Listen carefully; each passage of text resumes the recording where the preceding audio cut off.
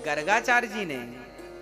गर्गाचार्य जी गर्ग संहिता में इस बात को लिखते हैं, राजा जी का जिस स्थान पर विवाह हुआ था उस जगह का दर्शन करने का हमें सौभाग्य मिलेगा। भक्तों, अब एक जगह और है भरतौड़ बिहारी जी, जहां आज, अब मैं आपको रूपरेखा बता रहा हूं, अब यहां इनमें से कहां आज जाते हैं कहां कल, वो आपको हम वहीं बताएंगे। इसमें से एक दर्शन आज आपको हो सकता है भरतौड़ बिहारी जी का। ये वृंदावन का वो मंदिर है। मैं कथा में एक बार आपको, अच्छा, भागवत में जितनी कथाएं आपने सुनी है वो सारी लीलाएं उस जगह पर हुई हैं। वो कथाएं आपको मैं बताऊंगा, आपको याद आता जाएगा।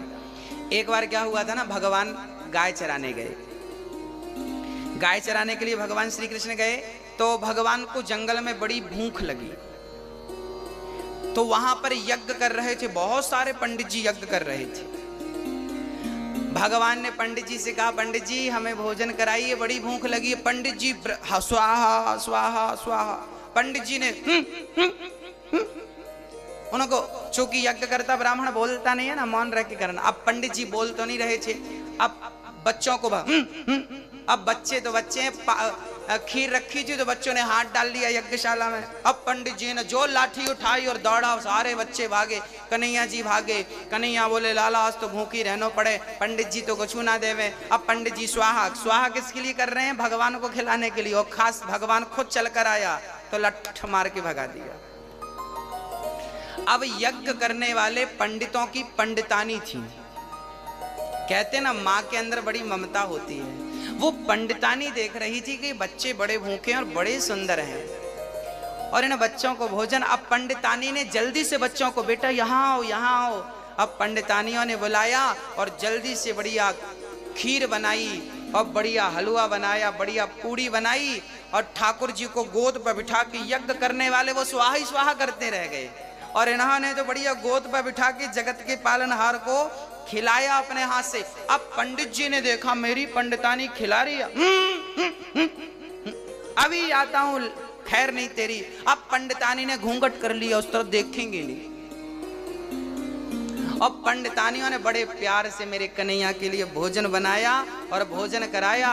और जब भोजन करके जाने लगे भगवान, तो जिस जगह पर पंडितानियों ने भगवान को गोद पर बिठाकर भोजन कराया था उसी मंदिर का नाम है भरतौड़ मंदिर, जो 84 कोष की यात्रा में आज या कल आपको दर्शन होगा। वो जगह, फिर वो कथा भागवत में आएगी 10वें स्कंध में, आपको सुनाऊंगा एक बारी और।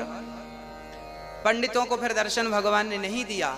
फिर वो जब भगवान चले गए तब हवन करते ब्राह्मणों को आकाशवाणी हुई, अरे पंडितों, जिसके लिए तुम हवन कर रहे हो वो तो तुम्हारे द्वारे पर आया, तुमने डांट कर भगा दिया। अब तो सारे पंडित रोने लगे, प्रभु अपराध हो गया, हम आपको पहचान नहीं सके, बड़ी गलती हो गई, क्या करें प्रभु। तब भगवान ने कहा, अपनी पत्नियों का दर्शन करो, तुम्हारी पत्नियों का दर्शन करोगे तो तुम्हारी पत्नियों में ही अब भगवान का दर्शन होगा। तब वो पंडित लोग जाकर अपनी पत्नियों का दर्शन किया कि तेरी गोद सफल हो गई, जो तेरी गोद में आज जगत का पालनहार बैठ गया, और तेरे वो हाथ सफल हो गए जिन हाथों से तूने जगत के पालनहार को भोजन करा दिया। तब अपनी पत्नियों का दर्शन किया। भगवान को फिर भी दर्शन, भगवान का दर्शन नहीं हुआ पंडितों को। फिर आप कितना भी यज्ञ कर लो, कितना भी कुछ कर लो, पर आपके भीतर प्रेम नहीं है, क्योंकि मिला ही न रघुपति बिनु अनुरागा, कि ये जोग जप ज्ञान विरागा। हाँ हाँ, आज यमुना पूजन के साथ हम लोग यात्रा उठाएंगे। यमुना पूजन के बाद हम बेलवन लक्ष्मी मंदिर चलेंगे, माट भांडीर वन चलेंगे, बंसीवट चलेंगे। बंसीवट कौन सा वट है जानते हैं?